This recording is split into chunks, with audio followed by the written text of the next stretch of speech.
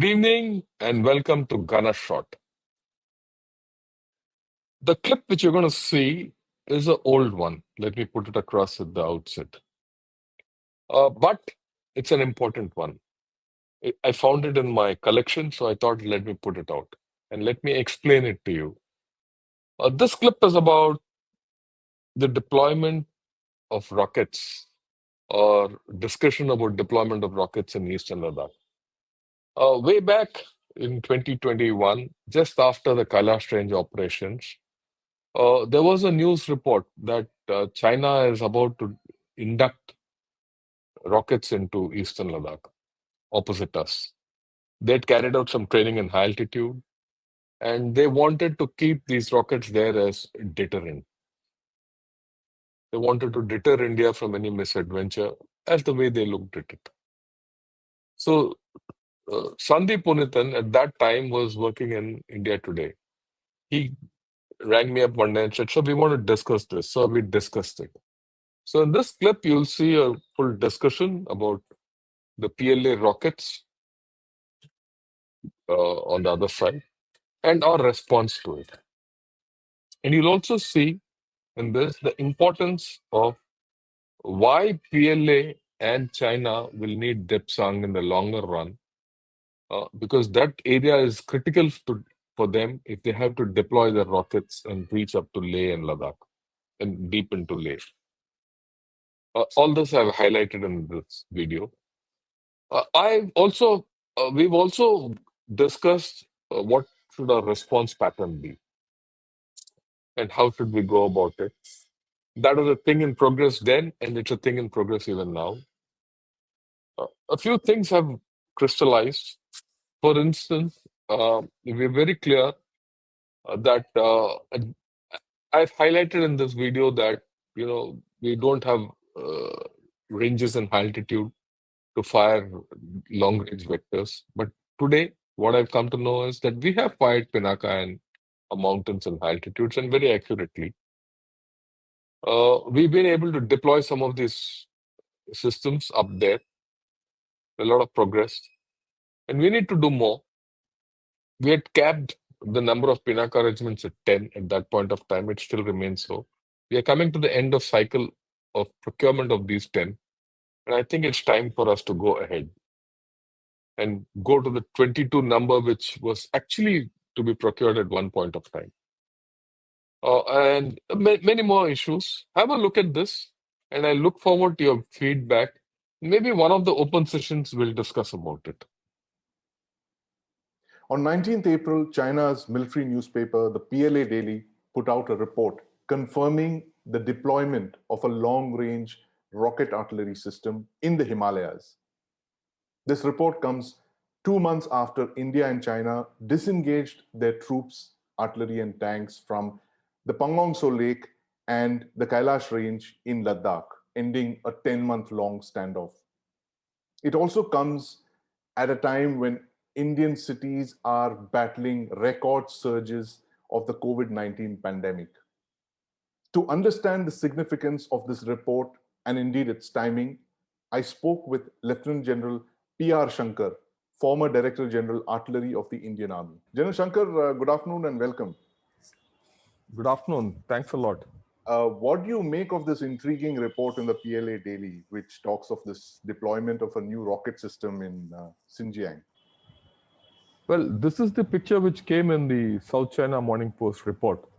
Right? We'll go over it. It said it deploys a long-range rocket system as a deterrent to India. And they've said that, our artillery brigade has carried out firing in Xinjiang at 5,200 meters. And they've also said it has precision strike capability and entered service in 2019. The report also says that it's a multiple launch system and more than 100 kilometers range. And one of their experts has said only a long-range MLRS is powerful enough to act as a deterrent to India, as the Indian troops are also getting up military deployment along the borders.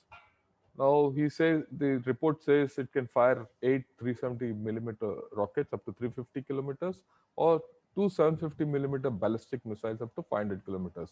That's the naval variant. right? And this is come in an earlier report. Now, this is the picture of the MLRS, right? I'll get back to it a little later. Now, the Global Times came out a report on November 19, when this whole thing was displayed on 1st October in the National Day Parade. They reported it's a 8 by 8 wheeled high mobility chassis and weighs 45 tons. It has got two launch cells. Each can carry different types of ammunition. That means it's a multiple launcher. Now it can carry two sets of 370 millimeter rockets. I mean, the weapon in the rocket in that parade carried only two sets of 370 millimeter rockets, but it says it could switch to two sets of 505, or rather two pods of 300 millimeter rockets, right? Or it can be a combination. And they are looking at a range, this 280 kilometers range which they mentioned is for export variety, and for Right. their own variety they're looking at 360 kilometers range. Now there's a report by Janes, which is of last year, 20 October 2020, where they've said that the CCTV released their footage. The MLRS is fitted with 12 launch tubes of 300 millimeter. Uh, it's got a range 30 kilometer greater than the standard rockets. The standard rockets are about 100 odd kilometers, so it's about 130 odd kilometers. And they've also reported a live high altitude exercise, firing exercise, mind you, and presumably in Tibet, and accurately striking several targets in quick succession. The CCTV suggests that it's a guided rocket with a range of about 160 kilometers. So you're looking at a range between 130 and 160 kilometers, right? Anything between that. And they've said they've not gone any major modification.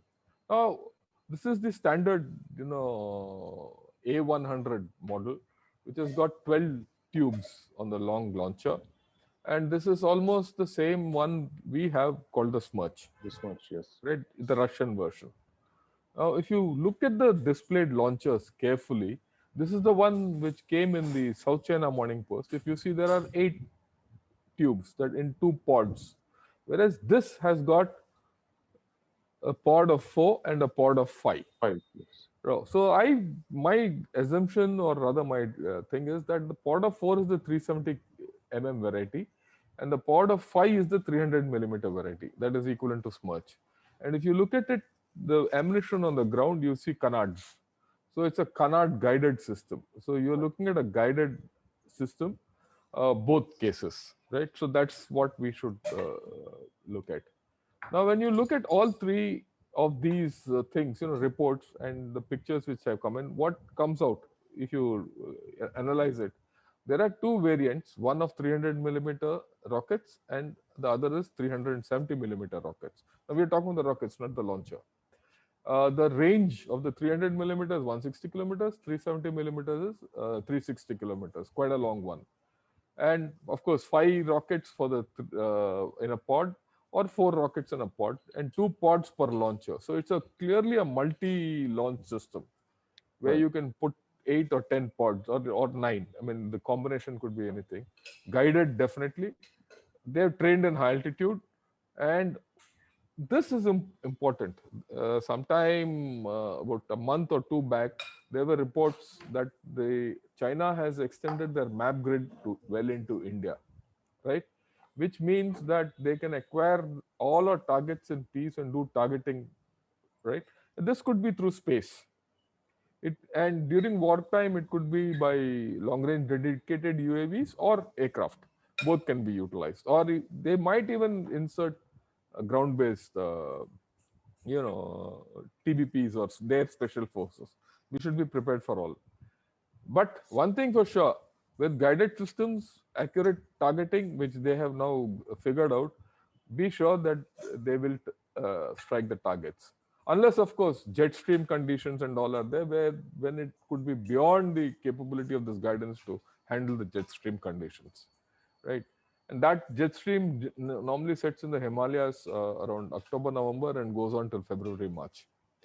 Okay, they will operate from bases, maybe air bases, where there is intrinsic air uh, AD protection of the base, right? And if they get out of their hides and go into deployment areas, they will carry AD protection. Okay. But then I must say that they will all be vulnerable due to the open terrain. Okay. Uh, we must understand and not get perturbed by this deployment or this news. We know that from air point of view, China doesn't have great air assets out there. It doesn't have the air capability. So in all probability, they are using missiles to fill that void, right, or the negativity they have there. But what they're doing very clearly by all this talk and all that is they're posturing deterrence by punishment. And I'll talk of this deterrence by punishment a little later. And we need to respond by deterrence by denial. Okay, just have a look at this.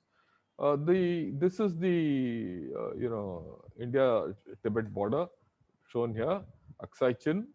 This yellow line is the G219 highway. Aksai Chin to rather Western Tibet into Aksai Chin onto Xinjiang, and this is Xinjiang, Hotan, and Leh. Now, if this rocket is fired anywhere from the Western Highway or the G219 highway, the range is about 200 kilometers. Now, if you have to fire it from Hotan, you need a range of 290 kilometers. Now, what does it tell you? If they use the 370-kilometer variety with guided missiles, they will be able to reach Leh even from Hotan or anywhere in Xinjiang. But if they use the 160 kilometers, they have to first and foremost come onto the Western Highway, or the G219 as it is now known, and then only then can they reach Leh, and they might not. But if they want to reach Leh, they will have to come forward with this, which will mean that the whole system will get exposed. Okay. Now, what will they do? They'll initially deploy in a hide, stage forward to a firing position, shoot and scoot. But in doing so, either in their entry or their exit, they can be detected. Right? And they can be vulnerable after firing. A rocket fired at this altitude in clear conditions will be visible miles away. 40, 50, 60 is nothing. Even up to about 100 kilometers, you'll be able to see this kind of a rocket being fired. Right? So it will be detected. And like I said, it's vulnerable due to lack of cover. Even whether it's shooting and scooting, it has to go slow. It's a heavy vehicle. 45 tons is not a easy thing. 45 tons is the weight of a tank, just to put it in perspective. And with the limited roads out there, they have to go slow. And plus the fact that they'll have extensive ground support system. The system in a hide, you need the ammunition vehicles, you need reloaders, you need ammunition on ground, everything. So they have to deploy astride a road. They can't go too far away from it, right? So it can be caught. Now, what do? You hunt them out. You assess it and keep surveillance. Keep them under surveillance. Special forces or transborder patrolling will do good. Of course, that doesn't mean that you don't use the air or UAVs. That's part of the deal, and the space. So, but what you need to do to neutralize this threat, you need to have dedicated surveillance and firing capability. That means our sensor to shooter integration has to be a very high order, including communications and procedures, which I might like to tell you at this point of time we don't have. Right. Right, because the reaction times available in this will be very low. And this is not only sensor to shooter integration is not between our rockets and our sensors, but also between our sensors and Air Force, our sensors and the surveillance detachments whom you sent ahead. So all this we have to put in place, otherwise we'll not get them.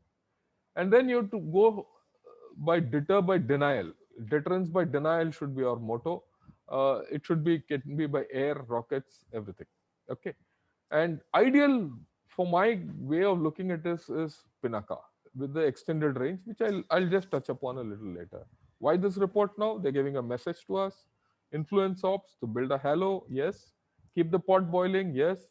And they've declared it almost as a deterrence by punishment. The one thing is that different reports give different characteristics, but we need a correct assessment. And I think I have deciphered their story in what we have put across. Okay, what should be our response? We have the Smirch 300 millimeters, so we can match it. Pinaka is a great weapon system. It is indigenous, 210, right? You have two varieties, 210 and 300 plus. It has got an extended range, and we can extend it further by using ramjets, right? Today, with the guided pinakas can go up to about 100 kilometers. You use ramjet, in a couple of years we should be able to hit about 2 to 250 kilometers. But we need to increase numbers, and we need to use it all along the LAC. That's why the different map. You see this yellow line? Yeah, the This is the G219. G219, and all along it is just about 50 to 100 kilometers away from our IB or the LAC. That means if you have a range of about 100 kilometers, you can control this entire area. And like I said, he has to come astride this road, so you can catch him. If you can catch him, you can hit him. And So if the you can hit him, G219 is like a firing line for yeah, for him, he China. has to come here. Right. So that means if you deny G219 to him, then he is confined to firing from Xinjiang or far away, or here far away. So he can't really affect you. For example, if you push him away from the Chumbi Valley, right, by deploying your own systems ahead in the plateau, he cannot do anything in the Chumbi Valley or the Doklam area. He can't support them. That's the equation, right? Okay. But and one more thing, uh, historically and practically, and this is an old saying of the artillery: more small shells cause greater damage than Right. lesser big shells. So 210 is a great ammunition to do that, and Pinaka has got a variety of ammunition. I think it's a great equipment we have. Unfortunately, we are not exploiting it fully. When you say we're not exploiting it fully, how many regiments of Pinaka do we have? How many are on order? And what do you See, think is the yeah, ideal at this point of number? time, we have four, uh, six are under order. The problem here is that at one point of time we were to get 22. That was part of our profile. For some reasons which I'll not go into at this point of time, we reduced it to 22, and that we will be short. So we've Burma is reduced it kind of from a border. 22. We've Huh? reduced it from Yeah, we've reduced 40 to it. 22. Yeah, we've reduced from 22 to 10. We've reduced it from 22 to 10 10. regiments. Yeah, And could you and this explain is what a regiment is, and a for our regiment has viewers? got 18 launchers, Right, and each launcher can fire 12 rockets, right, right? And in my way of thinking, before the Chinese threat went up, we had authorized 22 regiments for the Indian Army, and we were procuring accordingly. Now, when the threat has grown up, and you're doing all rebalancing and everything, you should get back to that. Yeah, and we have gone and reduced. I think this needs a great revisit, right. So especially in we light of this thing, right? the Pinaka is a completely indigenous system. Yeah, Right? yeah, it's I a mean, completely it's indigenous system. indigenously designed, Yeah, developed, developed produced. everything. And Everything for is us, it's a very cheap system. right. When you say cheap, I mean you're comparing it with conventional artillery or with missiles. See, with missiles, if you just compare it with Smirch, which we Right. bought, compared to Smirch, it is dead cheap. I don't know the exact figures. I wouldn't like to tell you also on this open forum, right? But it's very cheap. And for the kind of capability you get, it's dead cheap. Right. And what's more, a lot of people have seen this system and they want it. It's an exportable system, right? Right. uh, and plus it has got capability. You have the capability of expanding the range of this missile to about 2 250 300. And if we don't utilize this, then we are doing harm for ourselves. Like I said, you need to reassess and rebalance. You're doing this rebalancing, and part of this rebalancing, you should control this line, which is The important. the And G219 whether you do it line. by special forces, human, UAVs, air, and rockets, it has to be a mix. Nationally, we have to look at it, not from the army point of view. Army, Right. Navy, Air Force, all have to look into it. All assets Because, should be looking at that line. yeah, yeah. Why I'm saying Navy is the Pinaka has got a role in the Navy also, if we can exploit it. Right. And we have to deter by denial. What do I say? Deter by denial. I have put out two, sorry, I have put out two articles Mhm. in which I've spoken of non-conventional deterrence, where I've discussed in detail about deterrence by punishment and deterrence by denial, and how to do it. And then I've also spoken of this whole story in my another article called Force Multiplication of Rebalancing. I think we need to relook at this whole story. So the fact that they've deployed rockets, long-range rockets, and not ballistic missiles, for Yeah, instance, does that imply that they're looking at a threshold? Because there are two nuclear powers here, and so they don't want to kind of inflame, popular sentiment or the strategic circles when they're deploying, say, a rocket system, which would not have the same impact. I Is think that that's a very valid question which you posed. Look, the threshold between non-nuclear and nuclear, right? I think they're reaching. The next is nuclear. This is what they have with rockets, everything, with great reach. And once such a weapon is fired, you don't know whether it's nuclear tipped or not. And anything over 200 to 155 millimeter, you can put a nuclear warhead. So you've gone into the zone where you're going to be between conventional and nuclear with this deployment. so? Do you We, actually see this being ratcheted up in future? yeah, That the more ratcheting from systems, here to there is we are now actually gone into a state of ambiguity. right? This deterrence by punishment is also about ambiguity, and that is why our deterrence by denial has to be very strong. If you don't want to ratchet it up, Right. right? And of course, we can go the escalation route, but I think by this deployment, the escalation dynamics have to come into play, and we have to be conscious of this. I'm not Right. saying they'll do it, Right. but then that's the way they posture. So we have to take it. There's another important thing which I'd like to bring about. You know, we have done exactly the opposite. Like I said, we've reduced the numbers. We've broken the sensor to shooter links. We don't have any today. And Right. if they That's are, I don't alarming. know how will, because our UAVs have gone to the aerope or the aviation, and the aviation is quite disjointed from the shooter as of today. So there's a thing serious to rethink on this. We need to do space and missile integration. Have we done it? No. Or are we doing it? And then, of course, space, missile, and air integration we have to do. Then, of course, the reduced numbers. The more important thing which India has to think of, we need to fire in high altitude. We don't have ranges where we can fire. The government has to rethink hard. We might have weapons. If we don't fire them and test them out in high altitudes, we are in trouble. Those chaps are doing it. So here's my last question to you, General Shankar. The fact that we have fought a war in high altitude in Kargil 22 years back, are you saying that in the last 2 decades we've not done anything to improve our firing capabilities in the high altitudes, given the fact that all our contested boundaries are in the high altitudes and the See, possibility of war is there in these regions? uh, yes and no. Yes, to the extent as far as guns are concerned, we have ranges in the high altitude which we fire and we have no problems. But what about longer range systems? So we don't have ranges for longer range systems like the No, Pinaka, as you mentioned. unless we have longer range systems, I mean ranges for longer range systems and fire them and test them, they'll go ori. See, we have to understand that the rocket and missile systems get affected by the jet stream. They get affected by ground air turbulence and surface turbulence during summer seasons.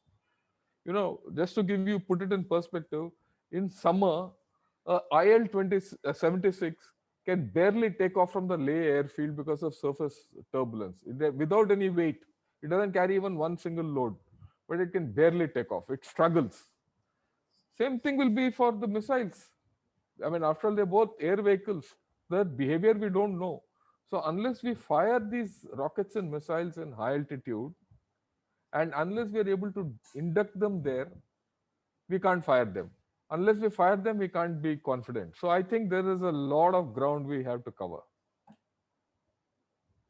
Thank you very much, General Shankar. So very, very valuable inputs here. The fact that while we are dealing with the second wave of the pandemic, we cannot afford to keep our eyes away from the border, given the fact that what has happened there over the last couple of months. Thank you very much, sir. Thank you for your time. Thanks a lot.